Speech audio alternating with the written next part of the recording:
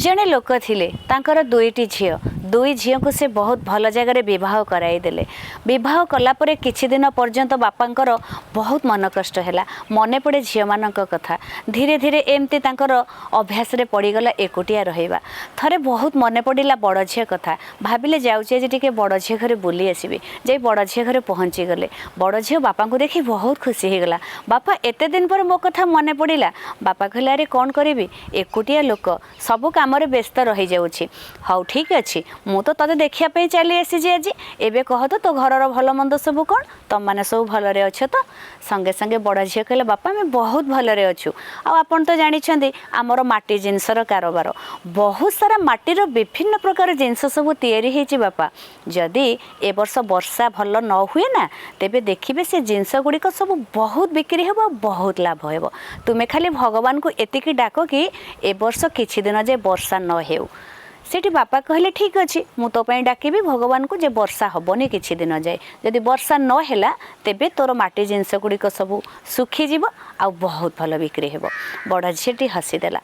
राति रे खाई पी शोइले सान झी कथा राति रे बापांकर बहुत मन पड़ा। भाविले सकाळु सकाळु सान झी घरे जाई टिके बुली आसबि। ता पर दिन सकाळु सान झी घर को गले। सान झी घरे पहुँचला पर सान झी मध्य बापा को देखी बहुत खुशी हो गला। बापा एते दिन पर मो कथा मन पड़ा। बापा कहले अरे कौन करी काली बड़ घर को जाइए आज तो कथा मन पड़ा भाविले तते भी टिके देखी जीवी।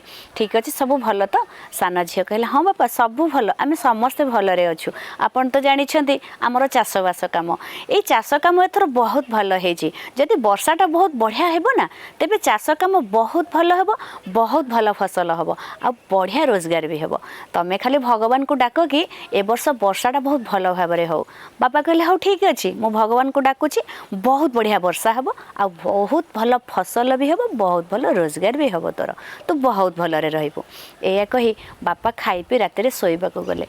राति शोइथिबा अवस्था चिंता कले अरे मु ये कौन कली बड़ झीर वर्षा आवश्यक नहीं से मते भगवान को डाकिबा को पड़िबो। सान झीर बहुत जोरे वर्षा आवश्यक तार चाष पई ताकू भी भगवान को डाकिबा को पड़िबो। एहा किपरि संभव वर्षा हबनी पुणी वर्षा हब या भाभी से चिंता कले। दुई जन को मुझे एकाठी बसाई गोटे समाधान करनेबी। दुई भौणी को एकाठी बसाई नेले बसाई कि पचारे अच्छा तमें दुई जन दुई भौणी तेणु दुई भौणी हिसाब से जमती चलवा कथा सेमती ही चलिले मते खुशी लगे। दुई भौणी जाक पचारे बापा कह कौन अच्छे ना देख तू बड़ तू कहूँ कि भगवान को डाकिबा को वर्षा हब नाही बोली तू सान तू कहूँ कि भगवान को डाक वर्षा हब बोली। देख मु तो दुई जनकर बापा मो मन तो निश्चय दुई जनक पई कांदिबो किंतु मु एठी एया कहिबी कि भगवानकर जहाँ इच्छा से ही हो किंतु मोर एतिकी कथा तमे दुई जन रखिबो जदि जोरे वर्षा हैला तोर बहुत भल फसल हेबो आ बहुत भल रोजगार भी हेबो। तेणु तू बड़ भौणी को तोर 50% ही दे देबो रोजगार रो। सान झी हसीदेला। बड़ झी को मध्य बापा से कहले देख जदि वर्षा न हुए तेबे तोर माटी जिनसर कारोबार बहुत भल बिक्री हेबो आ बहुत भल रोजगार भी हेबो। तू तो रोजगार 50% सान भौणी को दे देबो। एया हबो तो संगे संगे दुई भौणी जाक हसिकी बापांकर कथार एकमत हो गले। हाँ बापा निश्चय से हेबो आपण देखिबेनी। बापा बहुत खुशी हो गले। सतरे वर्तमान किंतु कौन होची बापा माँ माने कांदुछंती जदि दुईटी पुओ दुईटी झील भाई भौणी जन्म देइछंती ना सेमानक भितर एते कली झगड़ा हो जाउची एते मनांतर होची कि बापा माँ को भी स्थान मिलुनी।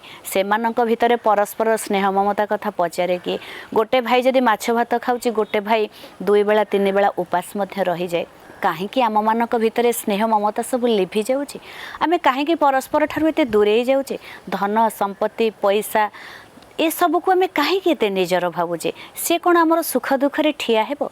गोटे भाई बा गोटे भौणी से आमर रक्तर संपर्क। तेणु जदि आम भलरे अच्छे आम ताकू सहयोगर हाथ बढ़ाई देले आम धन संपत्ति केबे कमी जीवनी बरं से खुशी हेबो। एहीपरि भाव में जदि आम भाई भौणी समस्ते रहिबा तेबे कौन हबो समस्ते भलरे रहिबा। कहा पाखरे अधिका अच्छी कहा पाखरे आदौ नाई। तेणु परस्पर भितर जदि आम बुझाबणा करी आम चली नबा ना समस्ते भलरे रहिबा।